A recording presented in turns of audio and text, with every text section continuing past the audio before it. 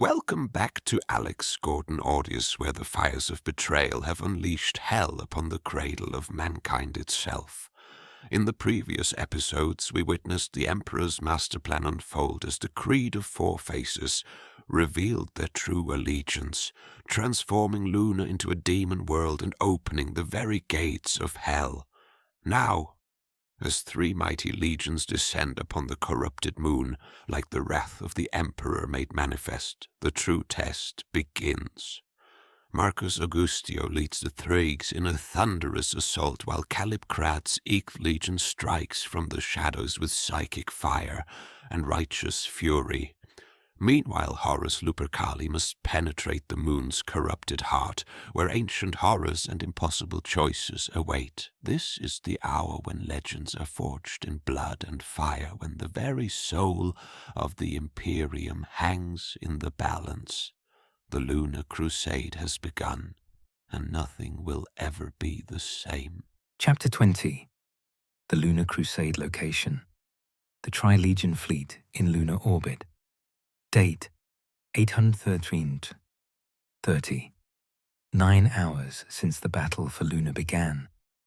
The 11th, 13th, and 16th. Legions had smashed through the pseudo-blockade of Chaos vessels and charged to Lunar. The 7th Legion had helped them punch through the enemy fleet and were now busy keeping it from attacking the 3 Legions' rear and defending Terran void space, safe from tainted raiders. Luckily for the Imperial invaders, the civil war within the moon prevented any meaningful orbital defense. Once separated from the Chaos hordes, the full might of 3 Astartes legions could be easily unleashed upon the traitors. While they had directed their fleet, the Primarchs telepathically communicated in order to create a strategy. The psionic link connecting their souls did not simply protect them from chaos, but allowed the brothers to mentally communicate over vast distances easily. A powerful boon in void warfare. Each legion would play to their specialty in the battle. The XIII would form the main bulk of the offense. Their numbers and tactical flexibility would allow them to wage war across the entire moon.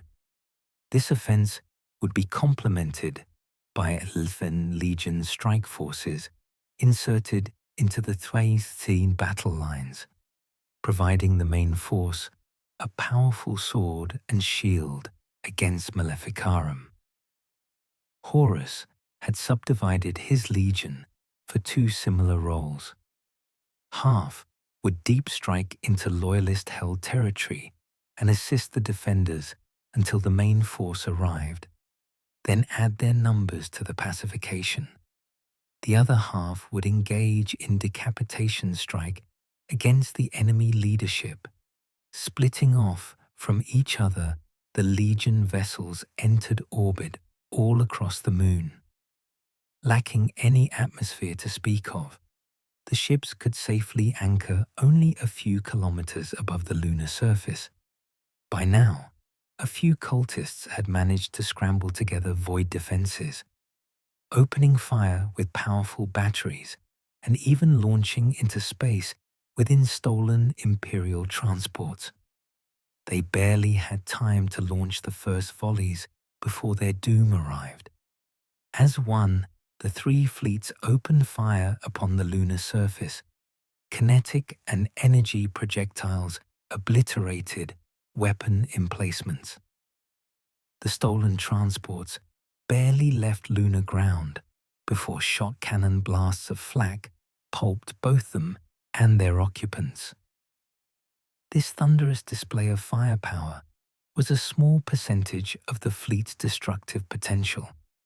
They wanted Lunar intact once the battle was over after all. So the second barrage was of a far more precise and deadly variety. Almost 1 million Astartes rained down upon Lunar.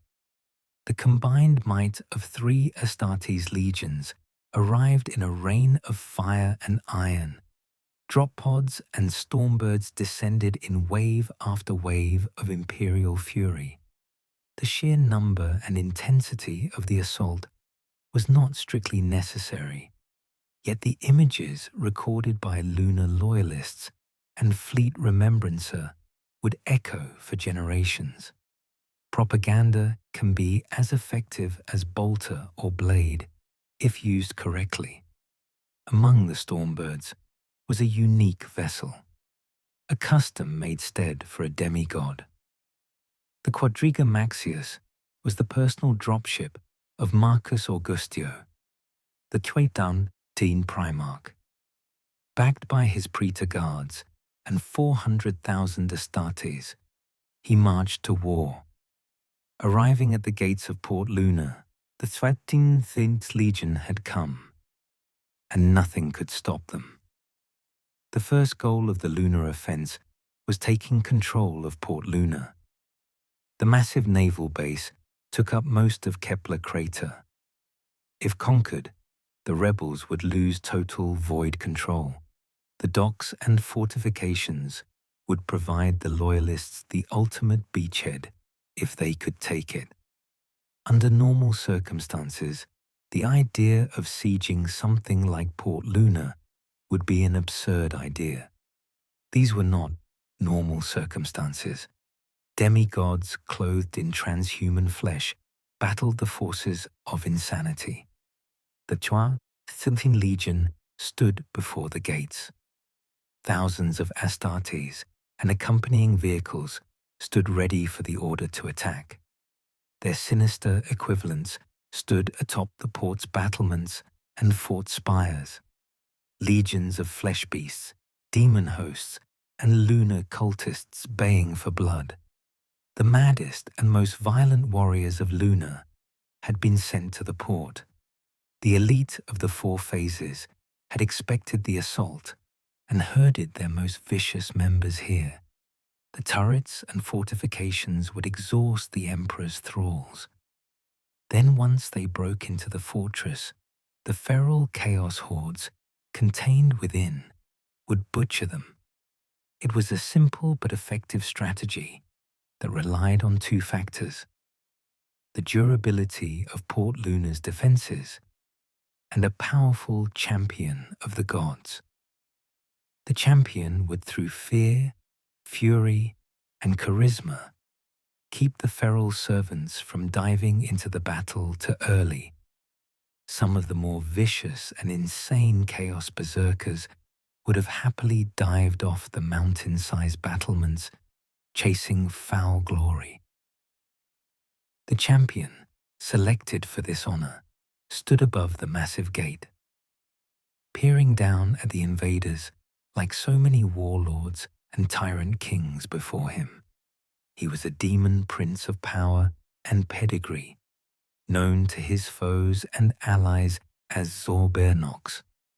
Chosen of all four gods of the warp, he had ended his entire species to walk the path of glory. Summoned forth into the body of an eager servant, he had corralled the chaos hordes and was eager to test his mettle against the Primarch.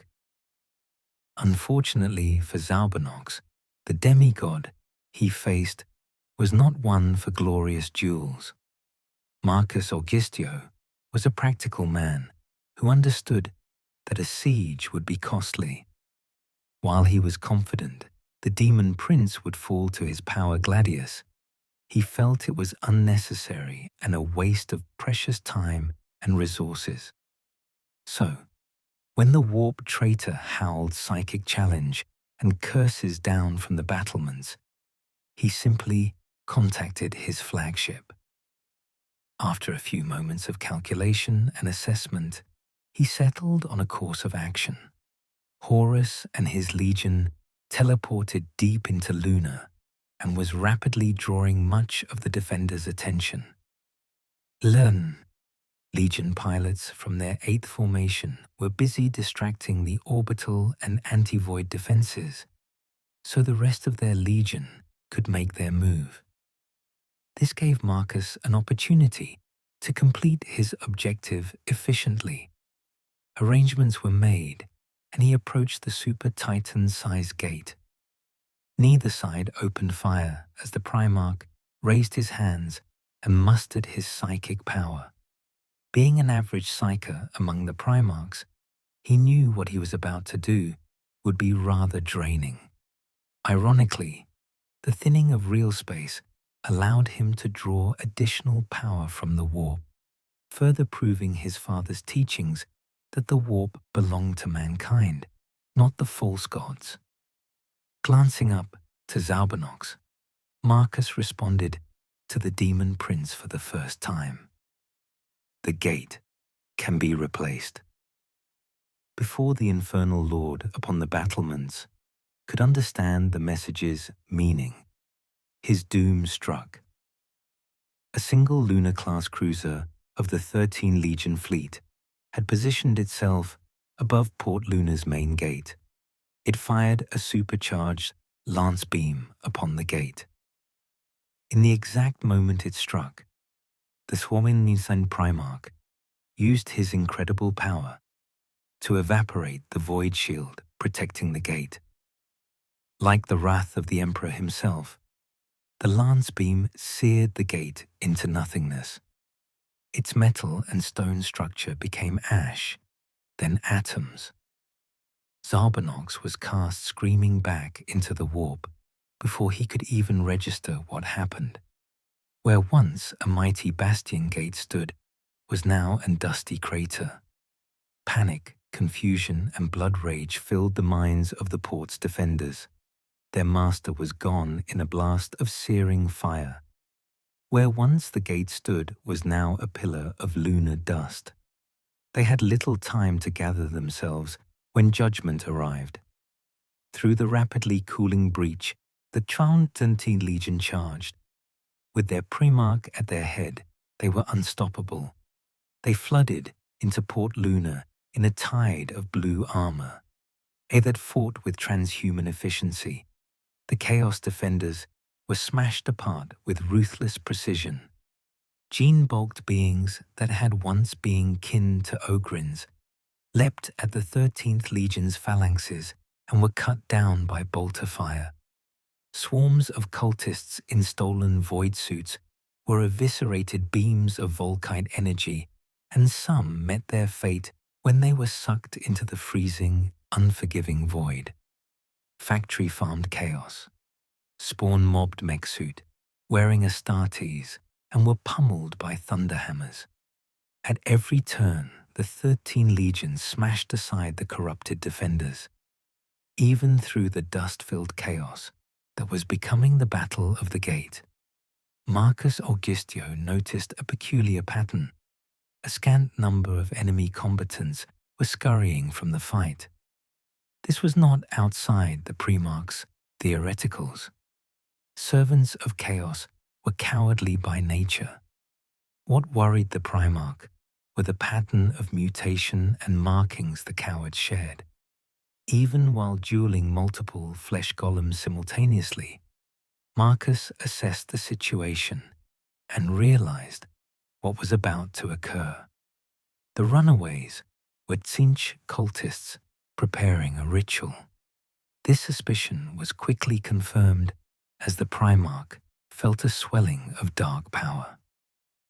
99 sorcerers, all around the battlefield, that was once the port's antechamber and gate, were calling upon their patron's might. Marcus did not know what hex they intended to cast, and did not care to find out. His sons had been selected for this duty, thanks to their purity and numbers. Even so, they had suffered from the chaotic attack and were fighting at substandard levels. Marcus was not going to risk his gene sons or victory. The sorcerers must be stopped. Kalib and his legion had not arrived yet, and the XIII Librarius could not handle what was coming. This left Marcus with a singular option. He was loath to enact his trump card this early in the battle, but it was the most practical option. Sending a telepathic warning to all allied psychers, he prepared to use the Hand of Dominion. Executing the golems with efficient thrusts of his Gladius Marcus, gained a scant amount of precious breathing room and lifted his free hand up into the air. The power fist-encased hand spread its fingers, and he brought it down onto the cracked stone of Lunar, like he was swatting an annoying insect. As he did this, the Primarch's psychic power rippled out from him, forming a massive field of warp energy that extended kilometers in diameter. It was not noticed at first, for its nature was not of the kind many know exist. Instead of twisting the rules of the material or ripping open the veil, it strengthened the barrier between material and immaterial. Marcus's Hand of Dominion nullified or weakened all but the mightiest psychic power within its radius. As a youth, the Primarch had found warpcraft messy and unpredictable. It was not reliable or efficient enough for his taste. After an encounter with a blank in Malcador's employ, an idea struck the young demigod. If psychers use their emotions and willpower to harness warp energy to bend reality, could it also be used to enforce reality?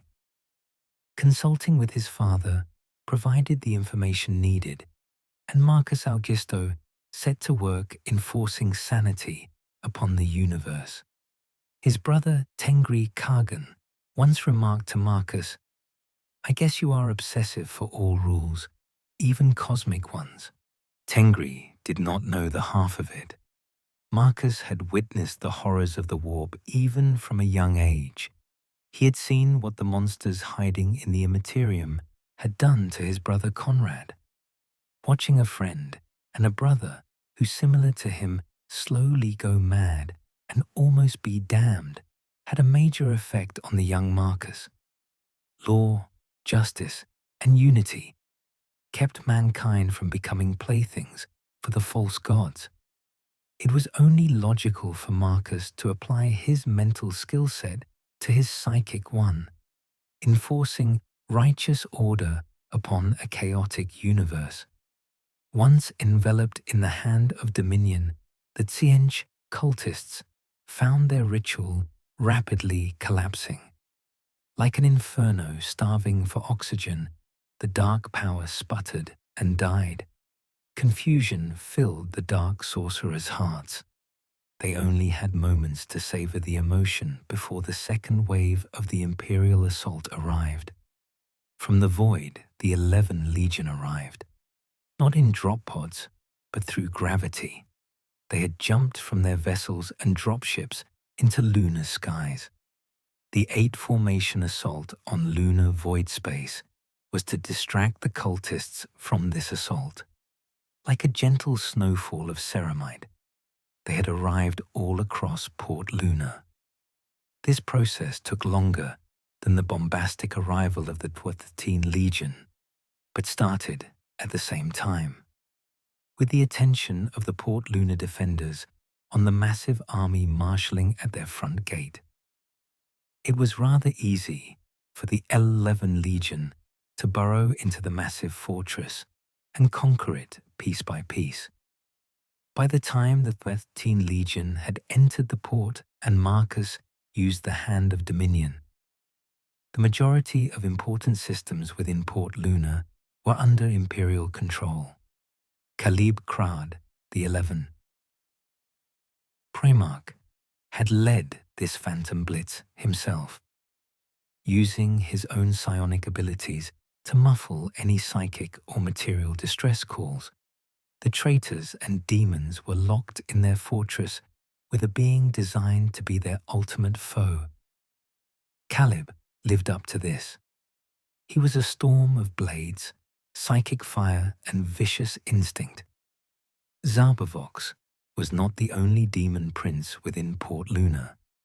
The other one was considerably less lucky than him. where Zarbovox was cast back into the warp and soundly humiliated, the other was not so lucky. Kalib had impaled the Tzientch slave on a spire of iron before vivisecting it spiritually, peeling away layers of corruption and dark magic to find the last bits of mortal within the demon prince. Kalib Kraad allowed himself a vicious grin as the creature's tiny shred of soul was plucked from its demonic self and locked away, adding to his growing collection of damned souls. The husk of warp energy that had once been a mortal bound to Tzientch was then burned away with silver fire. True death was merciful compared to what was in store for this fallen demon prince. Cut off from his patron god, its identity and name were erased. The remnant of this once proud ascendant champion of chaos was now locked away within the XIII Primarch's gift from the Emperor, an obsidian cube, carved with countless glyphs of sealing and protection on even the microscopic level. This ruby carceron, as Kalib's father called it, was an ancient relic that in his hands could imprison souls, demons, and worse. The lost demon prince would spend the rest of time within the cube. If Kalib did not find a use for the soul scrap as test subject or ritual fodder. So when the 13 Legion pushed the Chaos Berserkers and fanatics back to the port's interior, they did not find allies and security, but another force of Astartes. Then, as a final nail in the cultist resistance, another mass of 11 Legion warriors arrived from the void, surrounded by transhuman warriors and neutered of their dark blessings and stolen fortress port. The defenders of Port Lunar were exterminated. With the beachhead claimed, Imperial auxilia could be ferried to the surface. They would support and hold the territory claimed by the Imperial offense. Regrouping the 11 and 13 Legion, prepared to set out. The Lunar Crusade would purge any and all remnants of chaos from Sol. Spreading out, the twin legions formed up into multiple 100,000-strong armies to march across and within Lunar. Nothing would or could stop this. With the number and adaptiveness of the 12, supported by the 11's viciousness and psionic expertise, the creed of the four phases was doomed. Even so, their foul patrons had a few other strings to pull. Fate is a funny thing, and some puppets of the dark gods are doomed to dance to a familiar tune no matter what, even if death had already claimed them. Location: hazardous specimen storage Alpha, Mare Ingenii. Date: 813.30, shortly after the murder of Zamora and unleashing of chaos. The walls of existence became dangerously thin throughout Lunar. Warp energy crackled and roiled through the natural satellite. Rifts were constantly splitting open, leaking demons and lesser warp vermin into the tunnels that crisscrossed Lunar. Blasphemous rituals and dark wards protected them from most of the Astronomicon's light, creating a domain of shadows and corruption. Here, the elite of the Lunar cult drank deep the power of the warp, growing swollen with the gods' favor and becoming ever madder. The beings that had once been the creed of the four phases would have been horrified and disgusted by what had become of them and sacred Lunar. Now they reveled in damnation, protected from sanity and decency by the first boon of chaos. All who walk the path of glory are slowly stripped of what is anathema to chaos, control. They became literal lunatics, seeking greater and greater heights of insanity to earn the gods' favor. An eternal cycle of self-destruction that fed the gods and let them affect the materium. This feeding frenzy of chaos attracted the attention of countless demons, all seeking to enter the warp-soaked materium of Lunar through the various gateways created by the cults. The warp's power was becoming a part of Lunar, and if the gods had their way, it would join the celestial family of demon worlds. Teetering on the edge of material and immaterial, Lunar could host some of the elder fiends of the warp.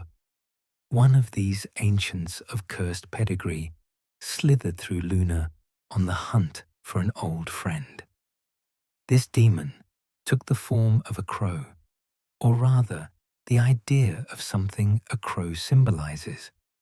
It had once been bound to a true son of the anathema, a wise sorcerer who bound 72 demons to him in ancient times.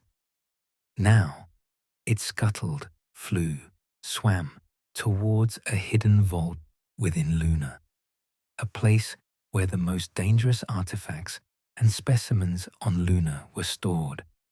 This facility was where the Imperium dissected creatures and horrors it encountered.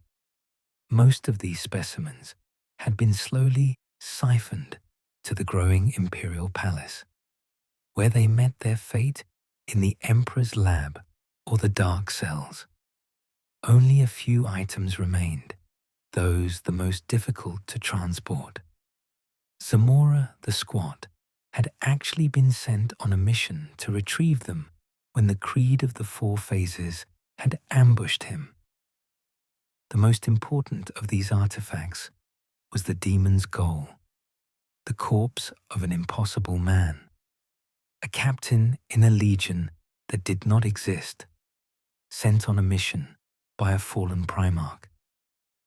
Along with his brothers, he had been dissected and analyzed by the anathema himself. Improvements to the Astartes and their equipment could be traced to this. Now the demon mortals, called Raum, opened up the stasis coffin, holding the body, and poured himself into the desiccated flesh. The dark energy that filled Lunar provided the power needed to knit the broken body back together.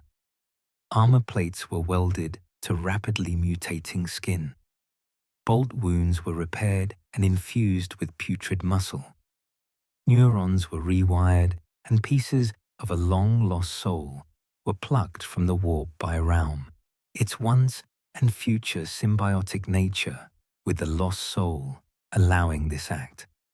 Then, with a howl of dark laughter, the thirsting gods breathed life into a fallen servant-to-be.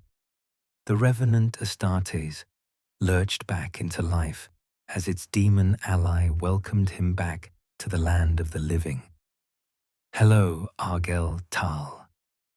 With a roaring scream of agony, confusion and misery, Argel Tal sucked in the stale oxygen of the vault and felt his flesh finish healing. Jerkily, he rose from his casket and came to his senses. Everything was pain. His flesh was being remodeled as well as rebuilt. The demon Raum had melded into his body and soul, a perfected form of possession where mortal and spirit became more than the sum of their parts. That was at least what the Chaos Gods told Tal and other followers of the false word. In truth, this form of supposed symbiosis was simply a more evolved parasitism of the warp. The mortal would be slowly and certainly assimilated by the demon, feeding and strengthening it till the last fragment of their soul was used up. This transformation and resurrection was extraordinarily painful.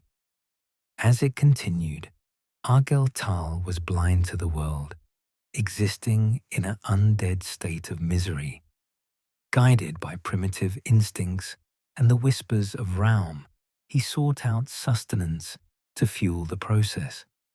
In the barren cryo-tomb, where his remains were stored, the only food to be found was his fellow pilgrims. The battle brothers of the Serrated Suns chapter were ripped from their caskets and messily devoured. Flickers of memories stolen from their long-dead minds added to the torment that Argel Tal was experiencing. After hours of feasting and mutation, Argel Tal was reborn. Ceramite plates, mutant muscle, and demonic energy had become one. Matching a Primarch in both bulk and size, the possessed had become a terrifying champion of darkness. It was only when this metamorphosis ended that some level of consciousness returned to Argel Tal. Raising himself up to his massive height, Argel Tal blinked away the pain and confusion that had ensnared him.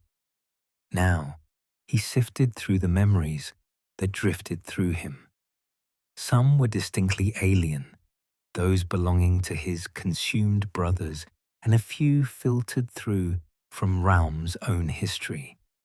Yet most of these memories were familiar, and kneeling before a tattooed chaplain, receiving blessings as he was anointed, becoming a more than a mortal, becoming God's messengers, a bearer of the word, laughing and talking with a white-armored captain, cousins and friends, sons of failed sons, and leaders of men and supermen, guided by a purple-eyed prophet to the womb of the fourth, where the once rulers had violated existence and rebirthed another aspect of madness.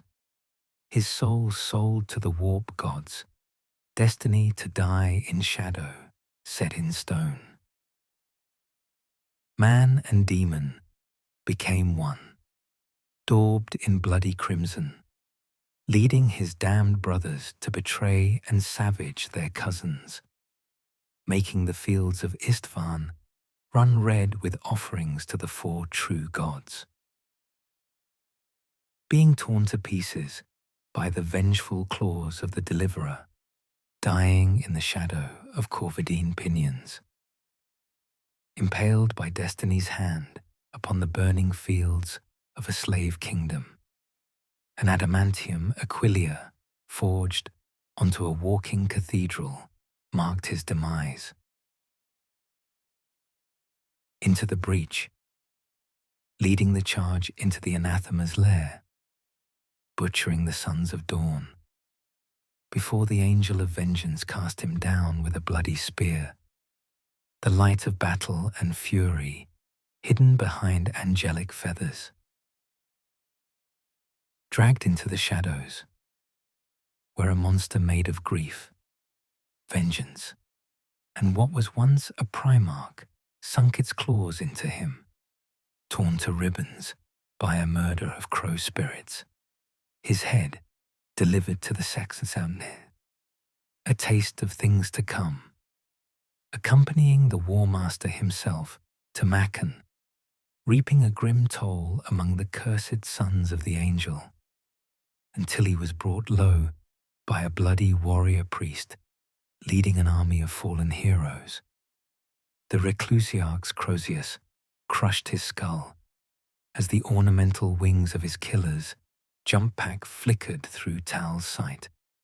Familiar, yet jumbled. The memories of every single Argel Tal to fall under the dark god's spell were crammed into the mutant Astartes' mind. Part twisted joke, meant to mock their servant, part warning and lesson for him to do better. Destiny decreed Argel Tal would fall under the shadow of great pinions. Until then, the gods would not let him rest. Twisted in body and mind, the Astartes tore itself out of the specimen storage, desperately trying to make sense of the contradictory and foul memories.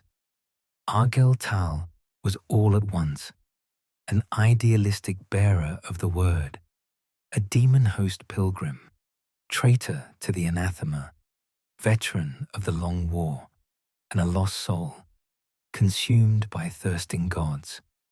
He did not know who or what he truly was until he was greeted outside his tomb. A troop of tainted cultists of high pedigree awaited his arrival. Their gods had told them of the coming of a champion from this forbidden vault. Even at their most brazen, the Creed of Four Phases had avoided these chambers. The anathema's touch lay heavy upon them, and rousing his attention would spell their doom. Now that the rebellion had reached its full terrible magnitude, such concerns were pointless. So a group of the most devout and skilled servants of the Four had been selected to guide the risen warrior. Peering down at the kneeling mortals before him, the being that had once been Argel Tal asked, "Who are you? Where are we? And who am I?" Religious rapture filled the face of the lead cultist as she stared up at him. He was an icon of her faith, fusion of spirit and sacred flesh, standing 3 meters tall and cloaked in blood-crimson plates of armor bone, beautifully inscribed with scripture and occult imagery. His head was a mix of battle helm and a snarling demon. Where ceramite gauntlets had once been were now mighty talons. The dark majesty of chaos itself poured off of him in phantom waves. Drinking in the sight of the champion, the leader of the Cabal spoke first. Lady Gienna 154 had been born for this duty, sculpted from the finest genus stock to fulfill this divine order. Guide and serve the fallen chosen who was locked away in the tyrant emperor's vault. Superhumanly beautiful, with skin paler than ancient lunar stone, and long black hair streaked with silver, a living embodiment of Selena ideals of feminine perfection. This lovely and seductive shell held a mind and soul that matched Lunar's dark side in shadowy intensity. Sinister and utterly devoted to her warp-born masters, a fitting replacement for the half-forgotten blind confessor that Tal had once cared for. Her silken voice, lilted with a lunar accent, answered her new master's questions. "We are the Scions of Sacrifice, a sect of the Creed of Four Phases, born to serve you, the ever-sacrifice of chaos." The ever-sacrifice, a title as dark and sinister as any given to the gods' champions. This new identity suited the man once known as Argel Tal. The mutilated state of his soul allowed the gods to mold their servant into something new. Just as Raum's influence had twisted his body, the words of Gienna 154 finished the process of transforming his mind. The memories and madness that formed his mind latched on to this title and molded themselves to it. Finally, the Astartes known as Argel Tal was gone. In his place was Korban, the ever-sacrifice. Looking into Gienna 154's eyes, the ever-scarfice asked, "What do the gods require of me?" A twisted smile marred Gienna 154's perfect face as she responded and set a saga of horror into motion. "What you have always done, illuminate the galaxy to their wonder, reveal the primordial truth to mankind, and save the anathema's spawn from him." Nodding in agreement, the Korban, the ever-sacrifice, mustered his dark power and prepared to make his way to Lunar's now corrupted heart. Destiny called, and he would answer. Yet the ever-sacrifice did not know. He was not the only warp-infused demigod heading to Lunar's core. Location: High Altar of the Four Phases. Date: 813. 30. 10 hours since the battle for Lunar began.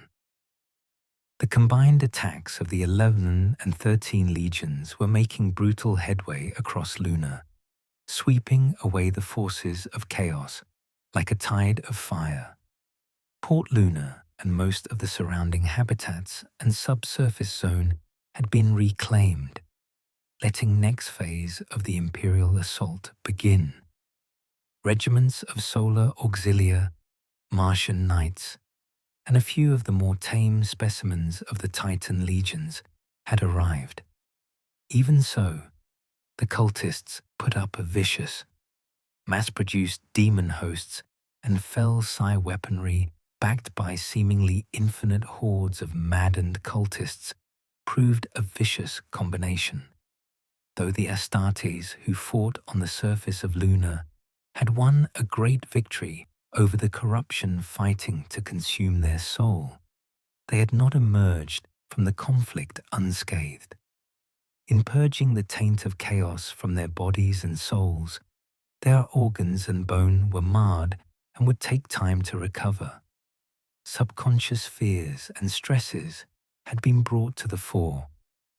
The effects of the Genoblite would have crippled mortals, but the Emperor's genius would not be bested by such foulness easily.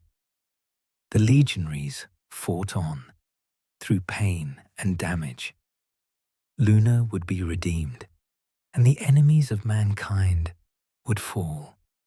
Even with the higher-than-calculated casualty rate and the level of preparation by the Creed of Four Phases, the dual assault of the 11 and 13 Legion would succeed.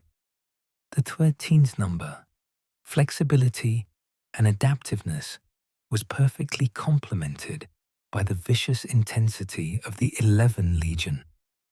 Chapters of Marcus' sons formed the front line, while companies of Kalib's children acted as shock troopers, combining their natural ferocity and psychic boons to overwhelm the foe.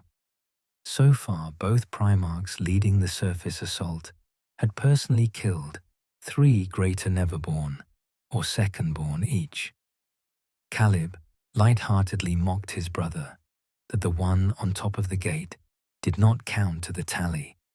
With Port Lunar claimed and Lunar void space under Imperial control, the final stage of the assault could begin. The XIII Legion would deep strike into Lunar's innards, striking the traitors off guard. A combination of teleportation beacons and burrowing drop pods would allow Horus Lupercali to lead a vicious decapitation strike. Unlike the 11 and 13 legions that started the campaign unified, the 16th Legion has been scattered across Lunar, positioned to attack command centers and assist surviving loyalists. Orbital scans allowed for efficient deployment. The more warp, taint, and energy discharge, the more Astartes were deployed. So fittingly, the 616 Primarch struck the foulest and most entrenched citadel of the Creed of Four Phases. This high altar, as its creators called it, was a massive complex burrowed into Lunar's flesh. Located near the moon's north pole, the Citadel of Chaos now occupied what had once been the Emperor's lunar laboratories. Sealed away at the Eternal Tyrant's orders, the massive complex had gathered dust and shadow until the Creed scavenged it. Once they cracked open the gate hidden at the laboratory's heart, the now barren structure was hidden from the Emperor's eye by Bellicor's power, forming a perfect sanctuary for the Creed to grow. The symbolic value also enhanced the cult's standing by occupying what had once been the Emperor's and declared forbidden without repercussion. The Creed of Four Phases showed their power and influence. In their ignorance and insanity, they assumed the emperor was blind and impotent. Willful ignorance blinded them to the terrible truth. They had not succeeded in defying the Imperium. Instead, they had been cultivated like prized livestock, fattened up for the slaughter. Now, just as the emperor planned, the harvest had begun. Horus Lupercali and an elite cadre of First Formation Astartes struck the high altar from lunar orbit. Adamantium rain of drop pods punched through the lunar surface. The experimental Charybdis assault claw could punch through meters of bedrock and steel, depositing the Astartes directly into the outer halls of the high altar. Here, the XIII Legion's war began. The high altar's defenses were congregated at various choke points throughout the temple. Expecting the Emperor's angels to smash through the main gate and be easy prey to their weapon emplacements. So, when a storm of adamantium and plasma broke through the first 3 levels of the complex, turning the frontline defenders into a slurry of ash and paste, the cultists were caught completely guard. Before the soldiers of the Creed could rally, the drop pods opened up.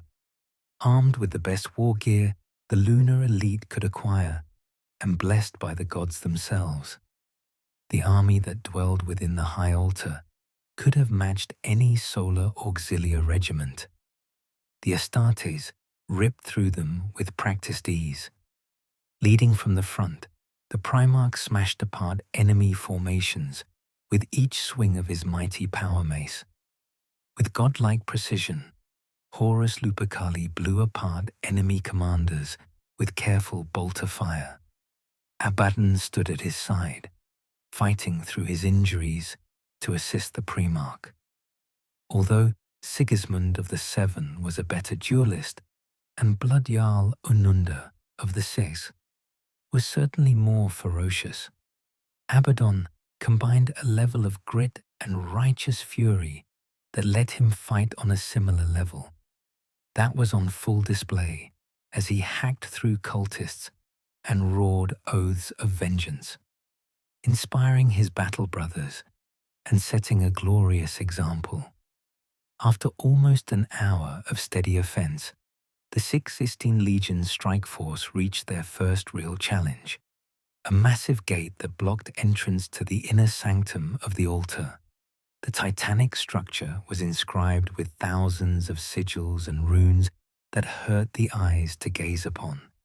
It was one of the 4 entrances into the inner sanctum. Each gate led to a temple to one of the 4 gods, which in turn held entrance to the high altar itself. The theology being one must prove their worthiness to one or all of the gods before they could enter the Holy of Holies. This gate led to the warrior temple, where the blood god was worshipped in rituals of combat and gore. As they approached the gate, its defenders charged hulking berserkers that matched Astartes in both size and might. Armed with savage tools of butchery and blessed with the madness of Horn, they collided with the Astartes' front line in a wave of carnage. The enemy was mighty, and the Astartes were tired from their experiences. The curse inflicted by the lunar cultists and the damage accumulated during the battle was taking a toll. Berserkers and angels died in droves. Soon the stone floor was slick with shed blood, a befitting offering to Khorne. Gifted with his superhuman intellect and senses, Horus was the first to notice a peculiarity that affected the battlefield. The pools of blood were slowly but surely flowing towards the gate, droplets that formed into streams, then to rivers, and eventually into a subtle tide. This current pressed against the foot of the gate, and through occult witchery, flowed upwards. blood pooled in runic grooves, forming a dread pattern, acting as fuel for a horrid, chaotic ritual. Swearing in his Assa Matrari's Terran dialect, Horus charged the gate, smashing aside all who tried to stop him. Holstering his bolter and drawing upon his psychic might, the Primarch became a charging storm of pyrokinetic flames and energized adamantium. Berserkers were burned to ash and swatted aside by crushing blows. Laughing madly and chanting the mad battle cry of "Maim, kill, burn," the Berserkers threw themselves into the Primarch's path. Horus smashed aside the charging pack with a single blow. He watched in horror as the blood pouring from a pulped enemy defied gravity and flowed towards the gate in an aerial stream. With every drop of blood soaking into the blasphemous inscription, its magnetic draw on spilled ichor increased. The moment the battle started, this outcome was inevitable. These berserkers who guarded the Gate of Blood were not simply its wardens, but a sacrifice to bring forth its true defender. The XIII Legion's fighting pace was too slow and had arrived too late to stop the completion of the ritual. The blood created a pattern, one that looked like a many-armed horror. Soon the inscription congealed into a demonic outline. Like a leviathan breaching from the ocean's surface, a massive warp predator pushed through the pool of blood that covered the gate. The warden of the Bloody Gate had arrived. The demon matched a warhound titan in bulk and height. Its skin was the reddish-black of clotted blood, and its very being radiated a controlled psychotic fury.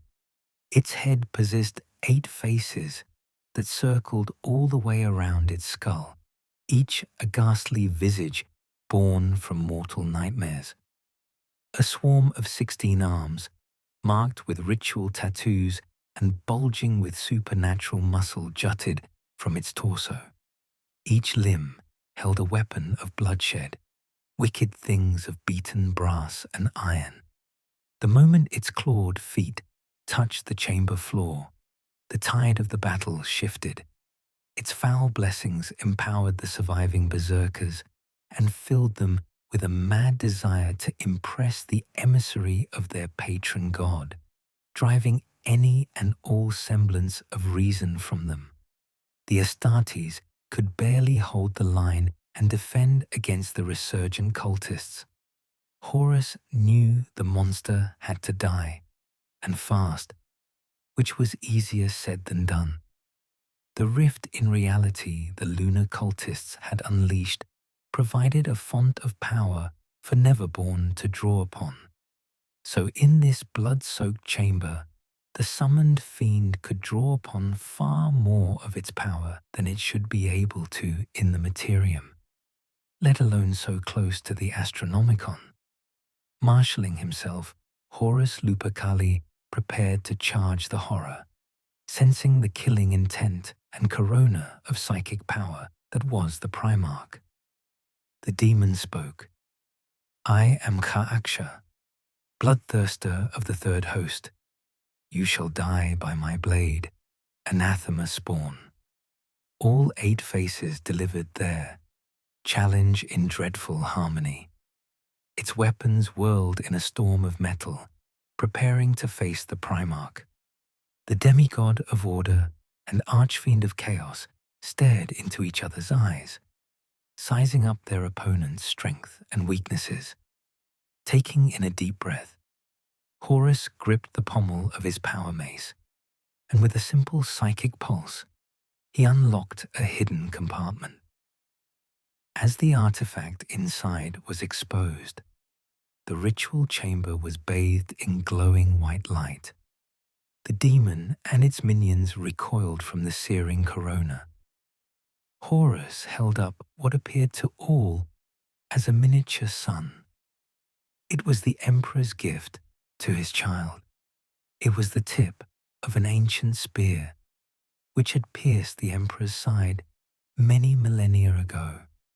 Over time, due to the potency of the blood and the adulant worship of millions, it had become infused with the Emperor's psychic power. As Horus revealed more and more of the ancient weapon, its shoddy metal core slowly encased in crystallized light. Ages of reverence, along with the Emperor's growing power, turned it into a shining blade of psychic might, and a truly formidable weapon, if in the right hands. This spear tip of destiny was one of the most powerful tools against warp corruption in human history, suitably given to the Primarch, whose corruption in another timeline had damned existence, while far less harmonized with the artifact that his father's soul was. Horus began to pour his psychic power into the spear tip, which soon grew a shaft of white psi crystal. Now the Primarch stood equipped with a weapon worthy of him. Testing his gift, he twirled between his hands. Bolts of psychic lighting stabbed out from the spear and burned whatever they touched on both material and psychic planes. Leveling the blade at his foe, Horus Lupercali proclaimed, "In the name of the Emperor, the human soul and the Imperium, I sentence you to death." Moving faster than his bulky Terminator armor should have allowed Horus charge the bloodthirster, it countercharged him, roaring a bloody war cry and swinging its storm of weapons. Kind shields flared into being around the Primarch as he weaved between the attacking blades. Horus moved through the demon's guard and slashed across its chest with the Spear of Destiny. The wound did not bleed from the deep cut Horus had inflicted, but instead burned with white light, forming a searing scar on the creature's flesh. Horus tried to back out of the demon's reach while parrying attacks with both spear and kind shield. He was a fraction too slow, and a salvo of 6 arms smashed into his left flank. The blow would have killed an Astartes, and it tossed the Primarch a few meters. Superhuman agility and a bit of telekinesis allowed Horus to land on his feet. Spinning to face the monster, Horus snarled and leveled his weapon. This was the first time he had used the spear in combat and did not fully understand its capabilities. Now was as good of a time as any to test his gift.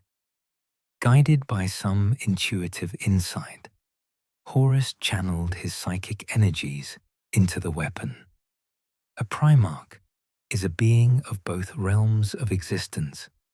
Each brother was a soul of unfathomable power inhabiting a superhuman body, capable of channeling huge amounts of warp energy into a body that could handle it. Now, a fraction of that godlike potential was discharged from the spear's tip. Like the bastard child of lighting and a lance battery, it struck. The blinding flash forced battle surrounding them to stop for a moment. The Astartes helmets compensated for the blast. The berserkers were not so lucky. Most were blinded. A few of the unlucky outliers had their eyes and exposed skin burned away. The spear's beam struck the demon square in the chest, obliterating most of its torso and continuing through the fiend. It blasted into the meeting point of the bloody gate and the chamber walls, ripping open the entrance to the cornate temple and gouging a hole in the outer parts of the temple complex. The psychic might of a Primarch, focused through a resonant artifact, proved utterly devastating, beyond even Horus's expectations. Horus staggered back, shocked by the destructive force he just unleashed. Despite being mutilated beyond reason, the demon staggered forward. Blood and gore leaked from its catastrophic injuries, leaving a grisly trail as it staggered towards Horus. The bloodthirster's host body was rapidly falling apart. It growled curses and threats in the dark tongue of its native language as it stumbled forward, desperate to get close enough to spill the Primarch's blood. Horus channeled a few sparks of psychic energy into the spear, letting the blade's psi crystal edge grow into a great mass of spiked warp matter. Instead of a spear, he now held a massive mace. Like a headsman of old, he lifted his weapon up and brought it down on the demon's head, and with a resounding boom that reverberated through both the material and immaterial planes, the Bloodthirster was banished. Though Horus lacked the control and knowledge to fully kill the monster, he did manage to maim it. The saga of its defeat became etched into its being. Now its bloody banishment became as part of its story as the ancient massacre that birthed it. If Ka-Ksha the Bloodthirster were to ever gain the strength to enter the material realm again, it would be a broken, crippled thing. With the demon destroyed, the berserkers were quickly finished off. The battle had taken its toll. Apothecaries worked to harvest genocide and patch up the wounded in the battle's lull. Even the Primarch felt the toll of what he had done.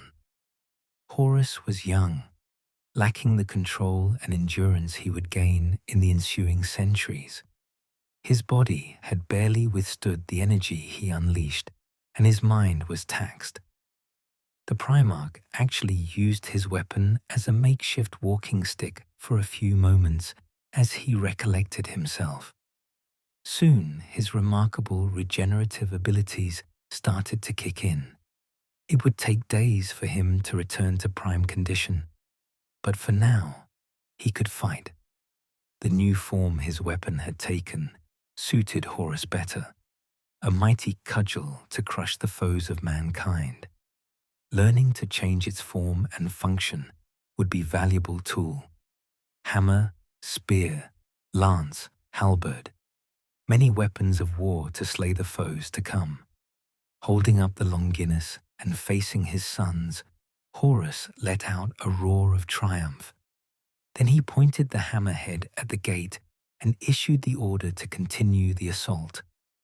The gate door, damaged by Horus's energy, burst, required only a few gouts of plasmas to finally come off its hinges. With a wail of broken and stressed metal, it collapsed, opening the path to the XIII Legion. Before them was a pitch-black tunnel, filled with a darkness that seemed to stare back at the Astartes as they gazed into its abyssal depths.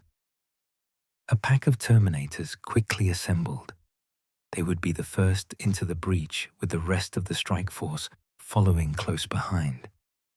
The chorus of metal boots echoed through the dark hallway, forming a rolling wave of sonic thunder that prophesied doom for the enemies of mankind.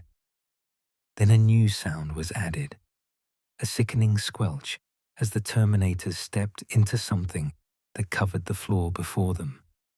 As far as the Astartes could see, the chamber floor was covered in a horrid film of blood, broken flesh, and shattered bone.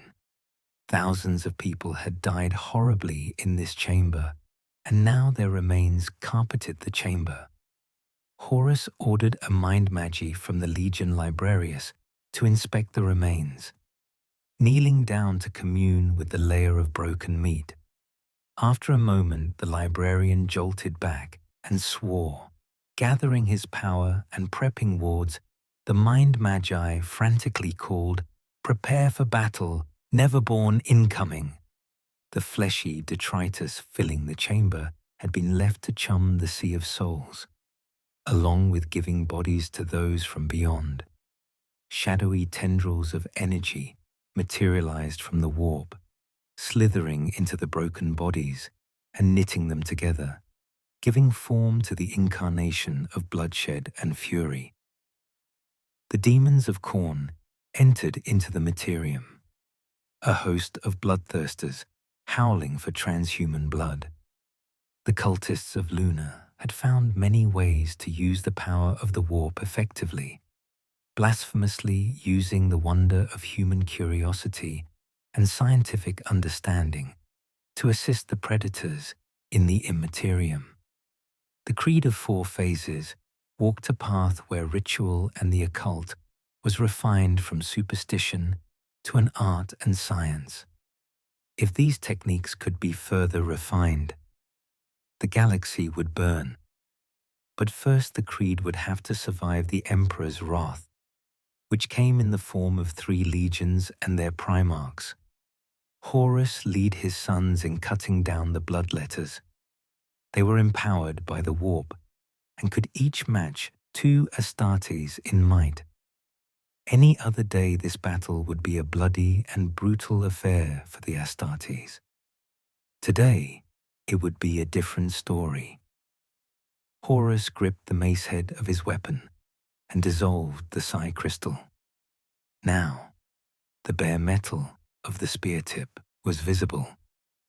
Without the crystallized energy to mask it, the spear tip glowed like a purifying sun. The power of every myth and legend regarding it, combined with a drop of the Emperor's own lifeblood, made it a thing of light, fire, and destruction of all that is evil. Lifting up the spear so the light at its tip formed an anathema star of righteous power, Horus let a wave of psionic light fill the chamber, scolding the demons and driving them back. The Astartes charged the howling demons and cut through the weakened Neverborn. These great fiends of Khorne were cast back into the abyss easily, their connection to the warp muffled and expunged by the radiating light of the Primarch's weapon. The XIII Legion continued onwards, down the dark chamber, the Emperor's light guiding their blades and bolts against the Neverborn, who dared stand against the Imperium of mankind. From the moment they stepped on Lunar, the sickening sensation of warp taint had been felt in the Astartes' souls. Describing it in mortal words, like all warp phenomena, was not quite possible. A member of the ancient Sigillite order came close, though, with this description. Imagine the smell of rotten flesh and the sharp feeling of breathing in bitterly cold air. Now combine those feelings along with the instinctual revulsion a mortal feels upon seeing an atrocity, such as cannibalism, mutilation, rape, pointless butchery, or worse. Then, instead of feeling it like you would a sensory input, it suddenly exists unprompted in your mind. The hypno-indoctrination that helped make the Emperor's angels superhuman protected them from this to a degree. Where mortal soldiers would have become sick and panicked, they were simply annoyed. They were his space marines, and they knew no fear. That would hold true, but as the oppressive aura of taint worsened, the deeper the XIII Legion went. Slowly but surely, they started to feel the gut-wrenching wrongness that was coming from within Lunar. This was best seen as they reached the end of the long and blood-soaked hallway. A great adamantium door capped the end of the hallway. The foul sensation of corruption oozed off of it, so thick and vile it was almost visible to even the most psychically deaf battle brothers. Beyond was the heart of darkness, where the chaos ritual that unleashed the warp horror on Sol had been performed. The Holy of Holies, the Creed of Four Phases, High Altar, and Inner Sanctum, which in turn was built directly above the warp rift that the God Emperor had once sealed away. Truly a place of chaotic power and evil. The Astartes felt a vague sense of discomfort and apprehension as they marched closer and closer. The instinctual terror that would reduce any mortal to fouling their undergarments and losing their sanity had little grip on the transhumans. The armor of contempt held strong, but an ancient animal voice in the back of each Astartes' mind whispered to them, "Whatever is beyond that door can and will kill you." Still they had a duty, to fight and die for mankind.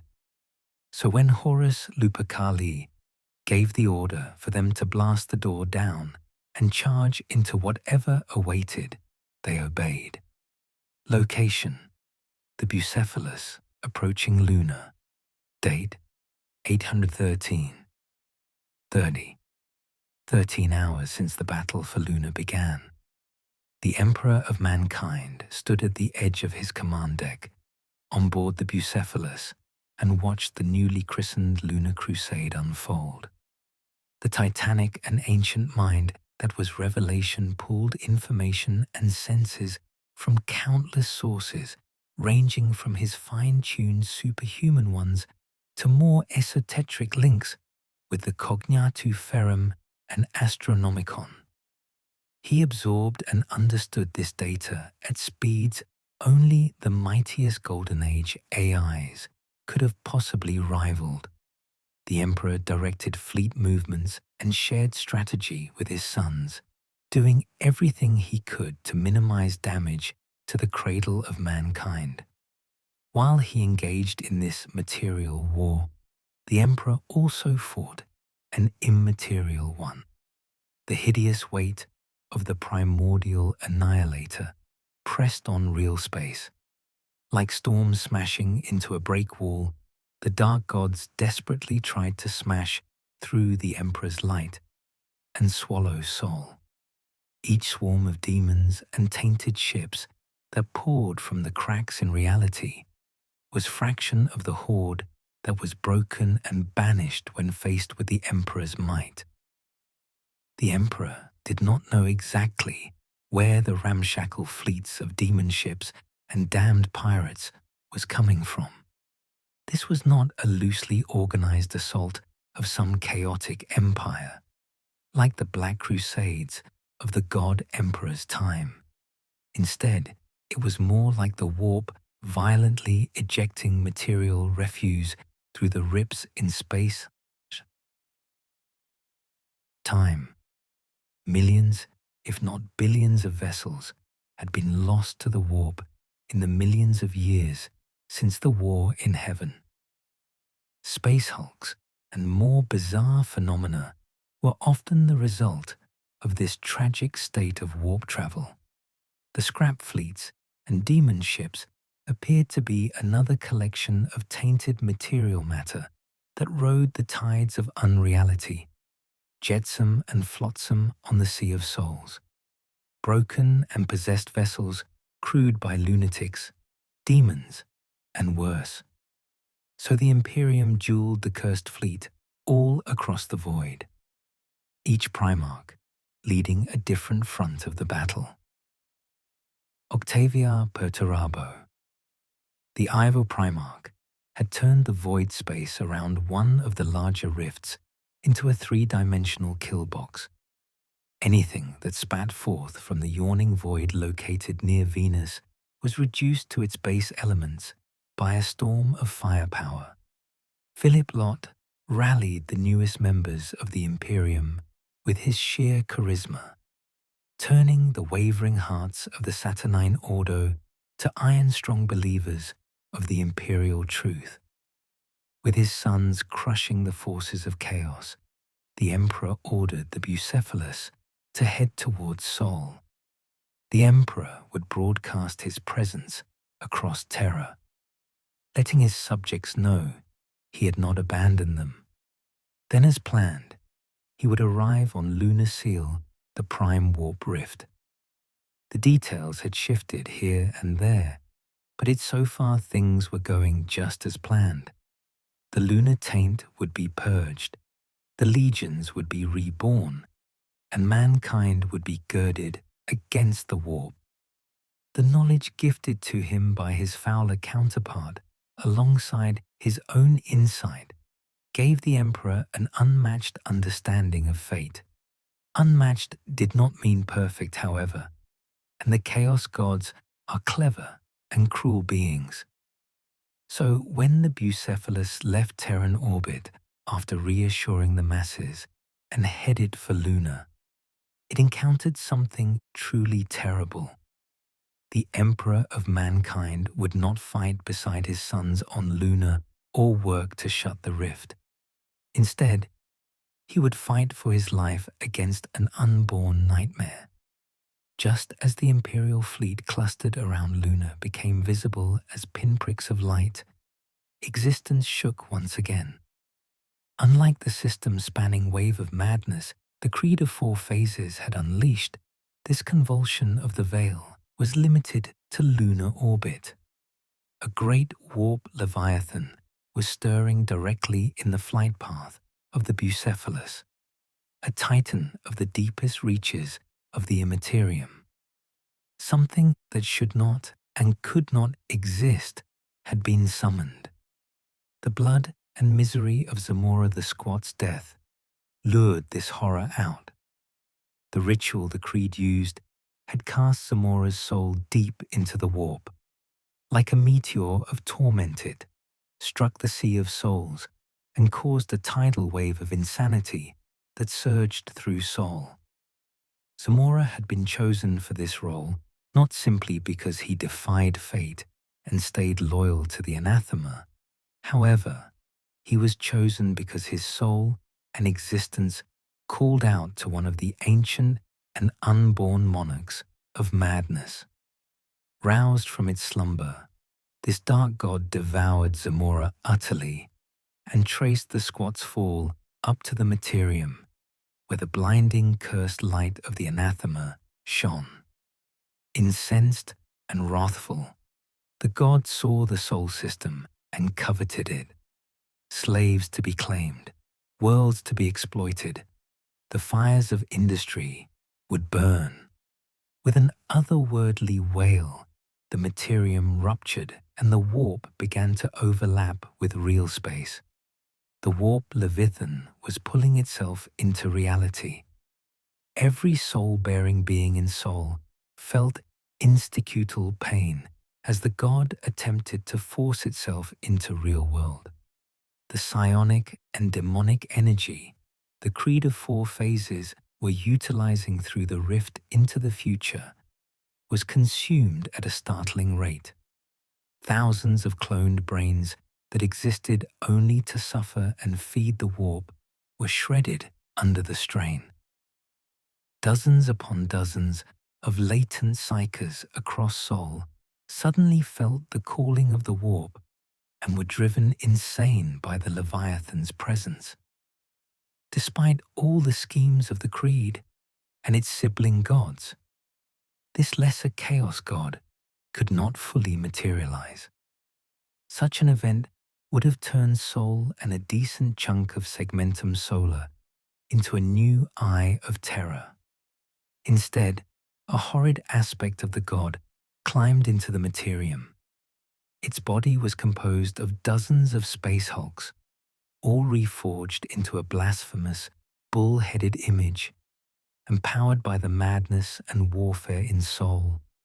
An avatar of chaos, unborn, ripped into the void.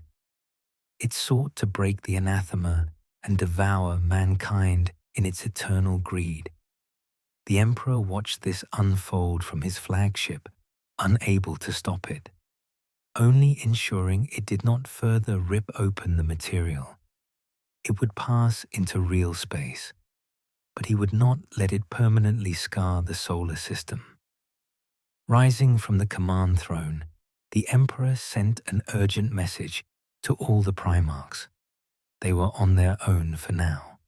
Continue the battle plan and follow Malcador's instructions until the Demon King was banished. On both planes of existence, the Emperor stared into the furnace fire eyes of the monster and spoke one of its accursed names. Hashut, god of greed, fire, industry, and tyranny. The god, whose number was 4, had yet to achieve dread apotheosis, and if the emperor succeeded, it never would. Hashut was the name given to one of the great demon kings of the warp, beings who were not chaos gods, but could be. The god whose number was 4 would be the god of industry, machinery, and creation. The squats feared it as Hashut. The Kai smiths, Sa'aram, and the Forge of Souls called it patron. Humanity encountered it during the Iron War as Valchocht. The Dark Mechanicus and similar groups, through the paths of fate, would birth this demon king into a new chaos god. Until that traumatic recreation, it should have been confined to the deep warp, sealed there along with the other horrors of the war in heaven, only able to influence the universe in subtle ways until its rebirth.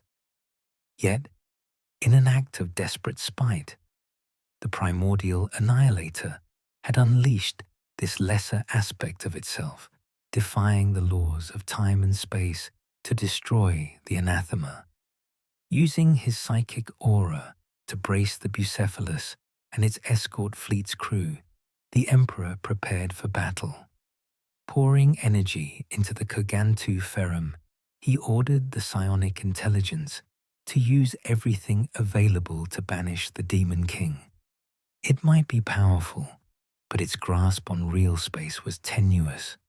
With a strong enough push, it would be cast into the pit. If it survived long enough to feed and cement its place in the materium, the end of actuality would be vastly accelerated.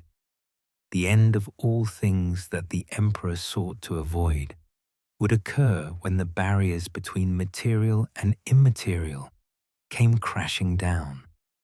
An unborn god incarnating even partially would hasten the rise of madness. The Bucephalus opened fire on Hashut. Gouts of plasma and more exotic substances smashed into the Hulk demon. Lances of energy focused through the Emperor's psi crystals and struck the thing in both planes of existence. Titan-sized shells of silver and adamantium were fired at relativistic speeds. Flights of Custodes and Astartes piloted attack craft were launched.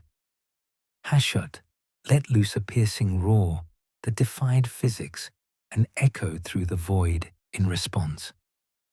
Its cavernous maw opened up and let loose a blast of superheated and tainted metal. Void ships' worth of demon-possessed forge slag flew towards the Bucephalus. The Cognatu Ferrum strained the mighty vessel's thrusters and spun the flagship out of the stream of fire. The Bucephalus fired broadside after broadside at the Demon King. It retaliated with a storm of missiles cannibalized from the Space Hulk's component vessels. The jagged black metal instruments of death smashed into the Bucephalus's shielding. The torpedoes were too slow to trigger the void shield, but the Cognatu Ferrum's control of the vessel's ion barriers and kine shields protected the hull. Soon, the fighter wings of the Imperial flagship found themselves facing a new danger. Flocks of Helldrakes poured from cracks in Hashut's form. The possessed attack craft were summoned, built within the Demon King, and now joined the battle. The Bucephalus and Hashut dueled each other above Lunar. Like sea monsters of ancient myth, they clashed in the void, the very fate of existence hanging in the balance. Imperial firepower dueled the techno-sorcery that constantly reforged the Space Hulk body. The Cognatu Ferrum desperately tried to do more damage than the Demon King could repair. Its artificial soul struggling under mental burden of coordinating the Imperium's flag fleet. The Emperor had given it 2 orders: hurt Hashut and by the master of mankind time, even as Hashut's claws racked the ship's side and made the Cognatu scream in pain. The psionic intelligence fought on. As his servants sought to best the demon king on the material plane, the emperor dueled it in the warp. Golden light and dark fire clashed as anathema and chaos, God-to-be, battled. The emperor faced the near undivided attention and power of Hashut. The patron of the Forge of Souls wielded horrible powers. Soul grinders from every pantheon flocked to its side, fighting and dying to fulfill their oath. For Hashut was as much the Forge of Souls as its patron, just as the Four and their realms were the same monolithic and horrid entity. The emperor did not face this legion of never-born alone. The souls of all who fell in the God-Emperor's name fought alongside him. Firestorms of gold and black dueled each other. Embers that had once been guardsmen held the line against demon engines and render demons. Angels of death clad in holy light dueled Kadai fireborn, all while the master of mankind faced Hashut. With every passing moment, the demon king was pushed further on the defensive. The righteous fury of humanity channeled through its emperor was more than a match for the god of tyranny. Atham the Revelator had faced down all four of the primordial annihilator's reborn aspects multiple times. On Moloch, during the lighting of the Astronomicon, and at the very moment of his creation, when the shamans had become one and drunk deep from the well of eternity, an unborn ghost of a possible god would not best him. It knew this, and the other powers of the warp did as well. Hashut would not succeed in slaying the anathema, but he could delay him, forcing the emperor to deal with the god, whose number was 4.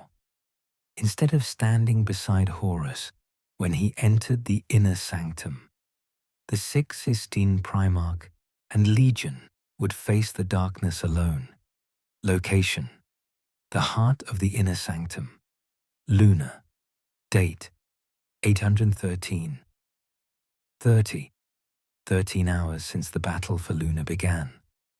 Gouts of plasma fire cut the adamantium door leading to the inner sanctum, its hinges turning to slag and its bulk toppled over. The metal wailed a sad song as it crashed into the ground. At that exact moment, Hashut ruptured into existence in the void above Lunar. That traumatic event echoed in minds across Sol. For the XIII Legion, it was barely registered as a distinct element to the mind-breaking wave of malice that smashed into them. The gate had been warded, sealing the worst of the corruption into this sacred chamber. The stomach-turning foulness that had seeped through it was nothing compared to this new discharge. Multiple battle brothers had to fight down the urge to vomit. Nearly all of them flinched at the sensations bombarding them. The warp's insanity overlapped with real space here, in an unbearable way. By some horrid means, the Creed of 4 phases had turned the temple into a hellmouth. The heart of Lunar was no longer a thing of steel, stone, and dust. It had become a miniature demon world, an impossibly corrupt thing, more akin to the psychotic crone worlds within the eye than anything native to Lunar.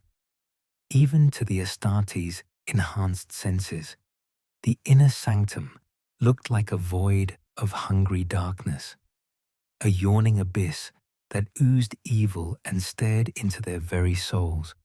They were lucky. Being blind to the immaterium meant that the true horror, while lay within, escaped them. All but one of the Strike Force's librarians had the sense too mute their witch sight and supernatural senses when the door came down. The fool who believed himself mighty enough to resist whatever came next died badly. His neurons overloaded from the impossible stimuli. Like a star flung into a supermassive black hole, the librarian's soul was devoured by the darkness. Yet the mental burden weighed the heaviest on the Primarch. Horus did not look away from the abyss. He stared into it and let out a silent scream. For the many gifts his body and soul possessed, let him see the truth. The inner temple itself was an 8-sided chamber large enough to hold thousands of worshippers. Its walls and floor were slick with black blood. Bolts of energy flashed around the chamber, carrying psionic discharge that emitted blood-curdling screams with each eruption. The energy bursts lit the room for microseconds, casting shadows in demonic form and illuminating its occupants. 20 cultists, all supercharged by dark energy, sat prostrated around the central altar. Horus could see their souls flicker and twitch, walking the tightrope between demonhood and spawndom. These were not the mere cultists they had butchered by the thousands. The 20 were the masters of this rebellion, each a sorcerer and champion of the gods. Now they sought the reward for their betrayal, to ascend and join the pantheon of demon princes, empowering their masters to do this by drawing in warp energy from the centerpiece of the chamber. This was the source of the madness that tortured Horus and his sons. A crack in reality that stretched from the chamber's roof to the Primarch's gestation chamber, a level below it. Nearly a meter wide, it was a direct conduit to the warp's foulest reaches. Yet, the aura of insanity, the repulsion, the sheer wrongness it produced was not the source of Horus's pain. What made his soul spasm in revulsion was what happened when he stared into the rift. That occurred because when Horus looked into hell, it looked back. The attention of the dark gods pressed on the rift. The eyes of the 1/4, 8, 16, 64, 108 gods of chaos were all focused on him. The primordial annihilator peered into the materium and into Horus. Horus Lupercali had seen the majesty and terror of his father many times. He had stared into the Astronomicon, even touched the galaxy of divine fire that composed the Emperor. Those blinding, borderline traumatic experiences were nothing in comparison to what he now encountered. Sheer, utter madness crashed into Horus. In the Primarch's mind, 1,000,000,000,000 terrible images scraped at his sanity. The suffering and torment of more mortals than he could ever count. Feelings of betrayal and gut-wrenching misery, shock and disbelief that only a victim of fratricide could understand. Screaming billions fed to the primordial annihilator by its wretched servant, gritting his teeth and gripping the spear like a lifeline. Horus attempted to return the monster's stare. That was a mistake, for in that instant, the horrific truth of the visions violated the Primarch's brain. A single horrible thought. You did this. No. Was all Horus could manage as the full, terrible consequences of his twisted equivalent's actions played out. How Horus, the War Master of Chaos, set the galaxy aflame. Cancerous whispers oozed from the rift and flitted around Horus, spreading more of their despair and corruption. You are damned to this. The destiny of the 16 is written into the tides of fate itself. You shall destroy all your father strived for, Become our greatest servant and reveal the primordial truth to all." The Primarch frantically gripped the spear tip like it was a rock to cling to as he was buffeted by the waves of pure cosmic horror, his superhuman grip cracking its crystalline coating as fast as it could regenerate. What could best be called a seizure tore at Horus' mind and body. More information and emotion than even his mind could handle slammed into his consciousness. The suffering of every single innocent, butchered from Istavan to Kadia, dueled for his attention. A drumbeat of warp energy thrummed through him, its message simple and terrible. Submit to your fate and the agony stops. Surrender to the truth and be free. Horus Lupercali screamed and screamed until his throat was bloody and raw. Twitching and frothing at the mouth, he fought with his entire soul against the evil, the psychic fire of his gift anchoring him ever so slightly. His sons clustered around him, shock and panic painted across their faces. Horus was aware of them, of every thought and feeling. Responding to his emotions, the Chaos Gods whispered another threat. "I wonder how long your sons will last under the weight of your sins. Which one do you think will die first? Do you think he will die proud?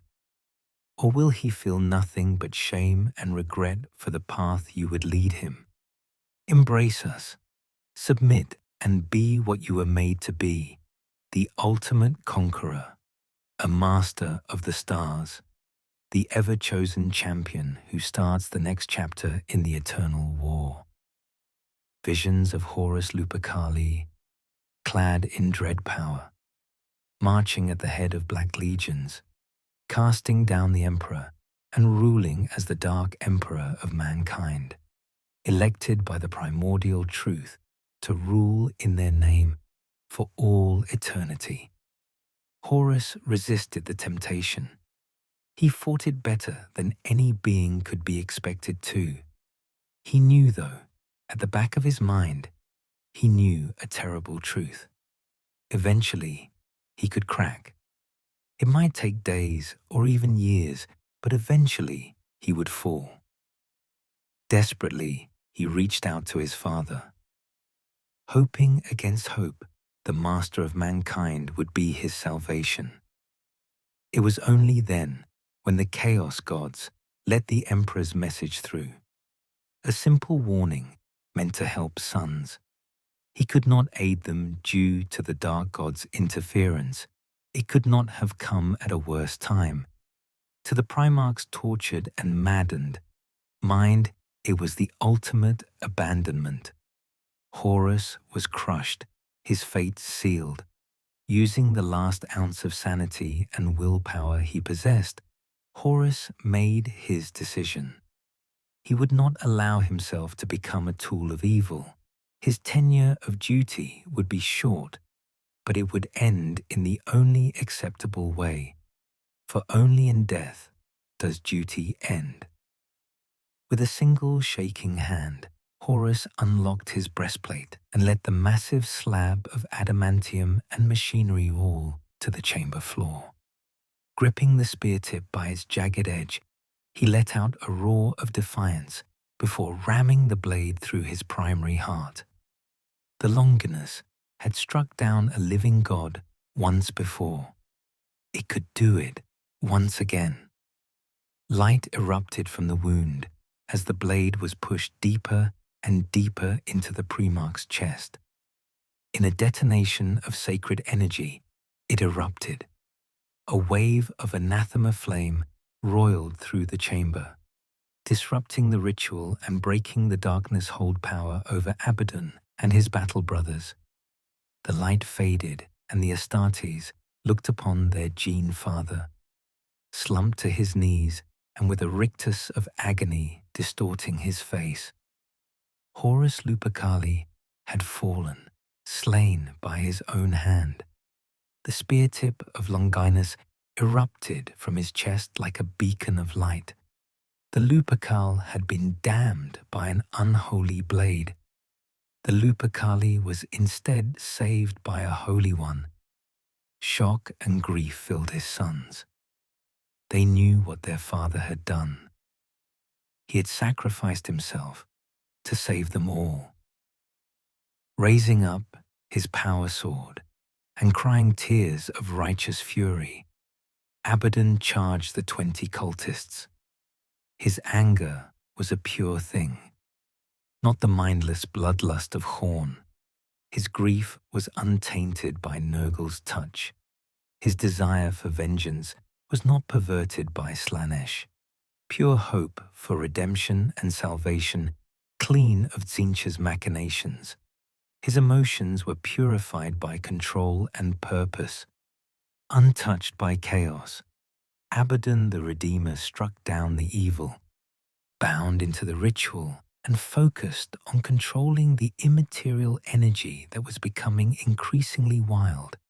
The 20 cultists were weak things, easily hacked apart by the XIII Legion. Like a tumor exposed to searing flames, the cult leaders boiled away to a black sludge. Panting slightly, Abaddon looked around the chamber. He did not know how to shut this gate, but he knew he would guard it until the Emperor could arrive. Horus would not die in vain. He would not allow it. Racked with grief and combat haze, the Astartes started to relax and absorb the shock of what occurred. This was a mistake. It provided an opening for the 21st cultist, a lance of warp energy that sorcerers called a doom bolt lanced out from the rift. It struck Captain Hastur in the chest, searing his organs to ash and rapidly mutating his body. Where the noble Astartes once stood was now a foul chaos spawn. Before the new threat could be addressed by the surviving Astartes, the rift shimmered.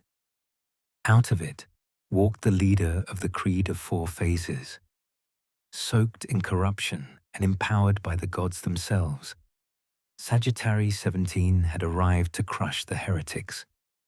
Snarling at the Astartes, the lunar fiend spoke in an unearthly voice. "So, the false emperor's bastards come. You fools defied the gods and rejected ascendance when we offered it. I wove the secrets of divinity into your flesh, and you repay me with bolt and blade. No matter. My ascension is at hand. Lunar shall join the constellation of chaos, just as I shall join the pantheon of princes." Igniting his power sword and leveling his bolter, Abaddon growled in response. "You will die painfully, and I swear that your false gods will follow soon enough." Smiling cruelly, Sagittarius 17 raised his hands. Clasped between them was a blood-stained goblet. Lifting the blasphemous artifact to his lips, he drank its content. The blood of a demon king filled him, the essence of Be'lakor acting as the final component in his ritual. After drinking his fill, Sagittarius 17 cast aside the empty vessel and laughed. "The gods granted me twin tools to ensure your demise," he laughed. "Witness the power of chaos." A storm of dark, hateful energy poured from the rift. An inky tidal wave of malice that flooded into Sagittarius 17. A legion of demonic voices laughed as Sagittarius 17 roared in pain. His flesh twisted and bent as the Dark Master entered him. Great obsidian horns and ragged wings erupted from his head and back. Oily scales rippled across his skin. Be'lakor, the first demon prince possessed. Sagittarius 17, and walked the materium once again. Location: the Emperor's Laboratory, Terra. Date: 8th Lethrine. 30. 10 hours since the battle for Lunar began. The Emperor's laboratories were arguably the most fortified and hidden location within the entire Sol system, designed by the War Masons and the Emperor himself to keep anything unwanted from getting in and anything uncontrolled from getting out. Theoretically, it was the safest location to be during the nightmarish battle that rampaged across the void and celestial bodies of Sol. This in no way calmed or reassured Aric Tyrannus. When Malcador had pulled him away from the War Council and down into the labyrinth of scientific and occult equipment, he felt nothing but stress and worry. This was unusual to the old warrior, very unusual in fact. The fact that it was unusual gave him no solace, for he knew the reasons for his concern were warranted. First, whatever was news important enough for Malcador to journey down here during the worst of the fighting and bring to him had to be bad. Secondly, this, or an earlier rendition of it, had been his birthplace, the place where he had been brought into existence, screaming and in agony. Malcador had been tight-lipped about the reason for this journey, only that it was an utter necessity ordered by the Emperor himself, and that Aric was needed. So the lighting bearer and First Lord of Terror marched past nervous technicians and frantic adepts, headed to a certain vault hidden within. It was a massive and ugly thing, more fit to be in the shadow cells than the laboratories. This was intentional, of course. From Aric's knowledge, this vault was used by the Emperor to conduct experiments on the shadow cells' occupants or create things that would soon join them. A squad of Shadowkeeper custodians opened its adamantium door and accompanied them into it. Within were many apparatus that defied knowledge, and in the center of the chamber, a very large sarcophagus. It was layered with inscriptions and wards that glowed white-hot. Its metal surface seemed to shimmer with heat. Something very powerful was locked within it. Malcador approached it and gestured for Aric to follow. The two of them stood before it, and the lighting bearer could feel the inferno of psychic energy trapped within. At Malcador's instruction, Aric held his hand above the engraved lid. It was a beautiful thing, portraying an angel made of fire. That was what not caught Aric's attention, however. What did was what was carved where the angel's heart should be. An ancient numeral 0, disturbingly similar to his own. Before he could ask, a lash of telekinetic energy cut his palm. A few drops of crimson fell onto the numeral before Aric drew his hand back. The lightning bearer whirled on Malcador and asked, "What is the meaning of this sigillite?" Malcador quickly retreated from the casket and gestured to it. The thing shook with thunderous energy, and one by one, the glowing runes adorning it faded. Aric moved away as well and again demanded an explanation. As the seals became undone, the ancient sigillite started to speak. "You are a prototype, a first attempt to create a Primarch. Your body was crafted in a near miraculous process unrivaled by any attempted in human history. Due to your experimental nature, you have suffered many biological failings, yet you still live and have survived the impossible. This was not simple luck. Physically, you are extremely similar to the finished product. Aside from a few adjustments and modifications, you are a Primarch." Pausing as the sarcophagus started to glow white-hot, Malcador erected a powerful Kine shield around it to protect the vault and its current inhabitants. "Do you know why you are different from the 20? Continued Malcador. Aric shrugged. "I always figured I was incomplete, a rushed product, a blunt instrument for a brutal era. Increasing the power of the kind shield as the last few seals broke, Malcador spoke. There is some truth to that, yet that is not the true reasoning. A Primarch is a being of incredible power, a perfect body of transhuman might coupled to a soul of godlike brilliance. You are the prototype for that body. Spiritually, you are barely psychic, more akin to a mortal of extreme willpower than a physical god. Finally, the lid of the sarcophagus blew off. Malcador caught it telekinetically and worked to shield the chamber from the brilliant light that erupted from rest of the container. Arik reached for his blade and prepared for whatever came as Malcador spoke. You are the prototype for the physical aspect of a Primarch. The weapon sealed within this crypt is your other half, the prototype of a Primarch's soul. The eruption of flame died down.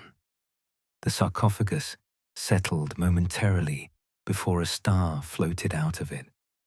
Arik's transhuman sight adjusted, and he could see the true form of the light. A human woman, clad in fire. She was naked, and would have been beautiful if not for the pattern for vicious burns marring her flesh. She was being burned and healed constantly by the psychic flames, a vessel not fit to contain an avatar of mankind. Slowly, the women landed on the chamber floor. Her eyes opened, and Arik was reminded of the Emperor. The women's eyes were balls of golden flame, just like when the Emperor's wrath was peaked. The flames surrounding her solidified, forming a pair of massive wings and a blazing sword. It floated towards Malcador and Arik and spoke. The angel of vengeance rises. What shall burn in the Emperor's name? Malcador responded.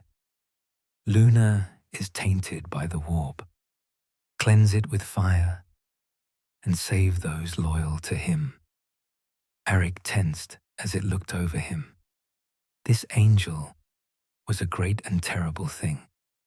Of all the things the Emperor created, this alone rattled the lighting bearer.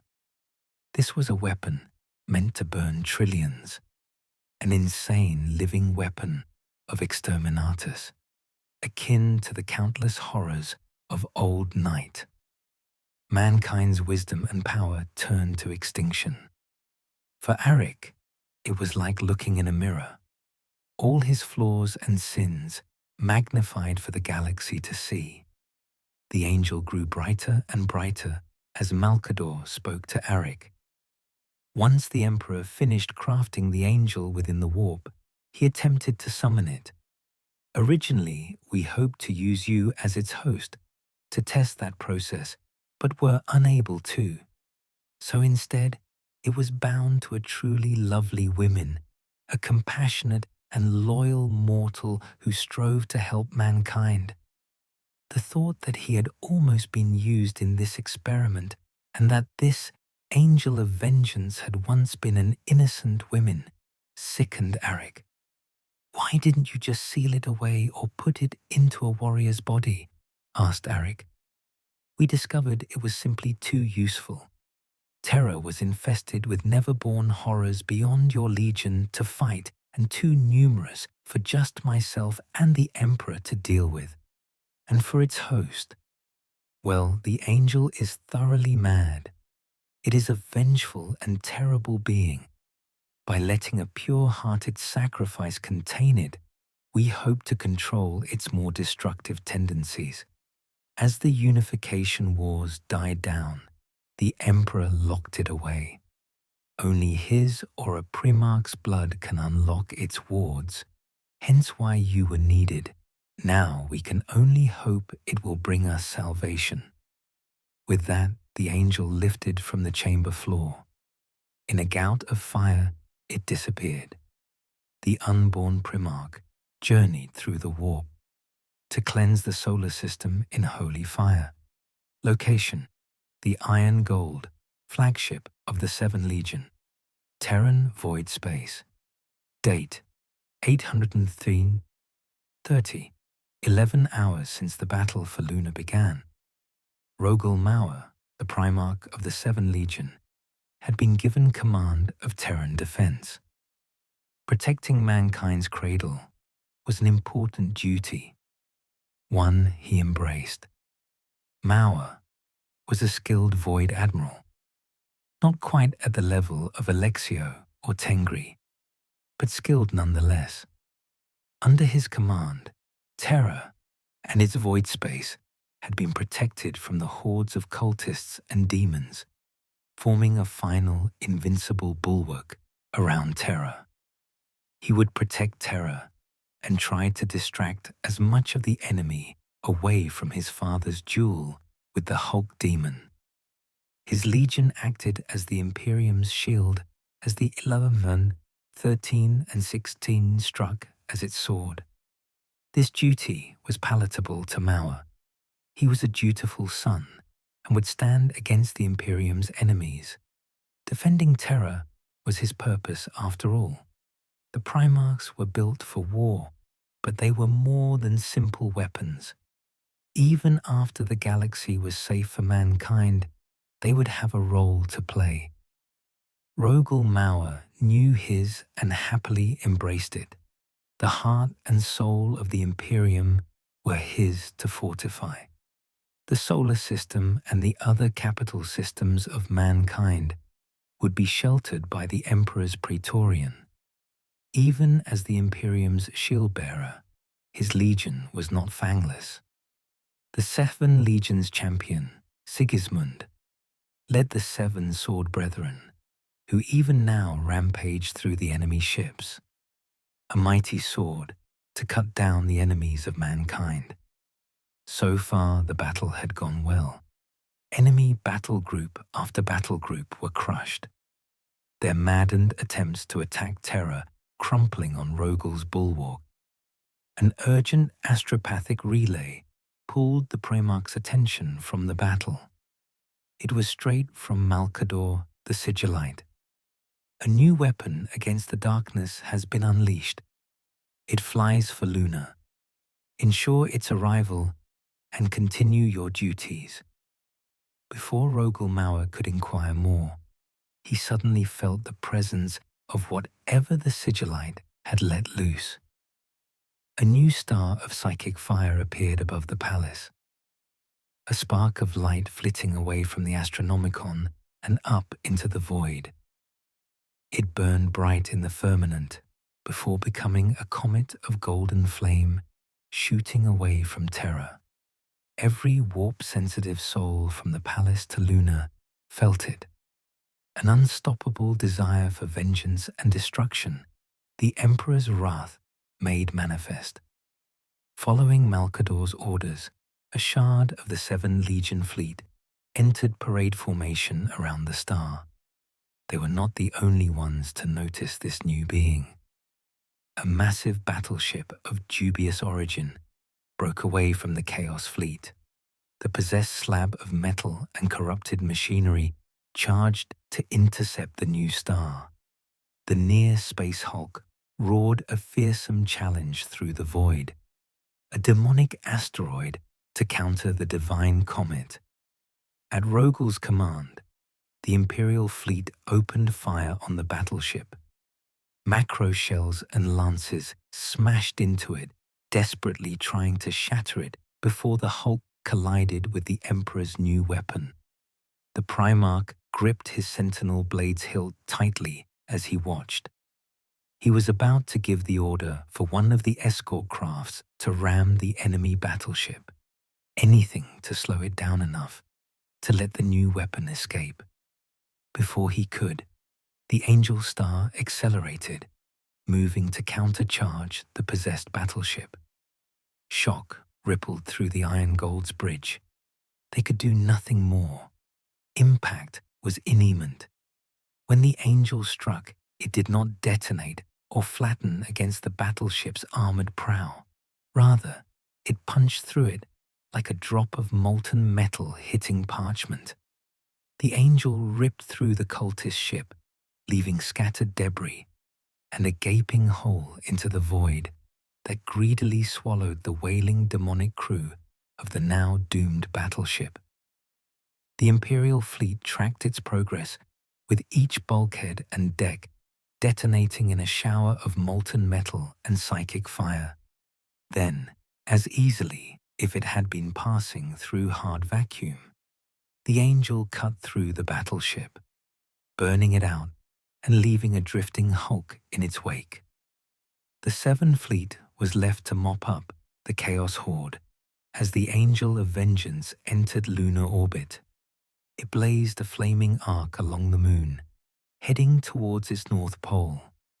Once it reached its destination, the angel descended, a meteor of holy flame ready to strike into the heart of Lunar.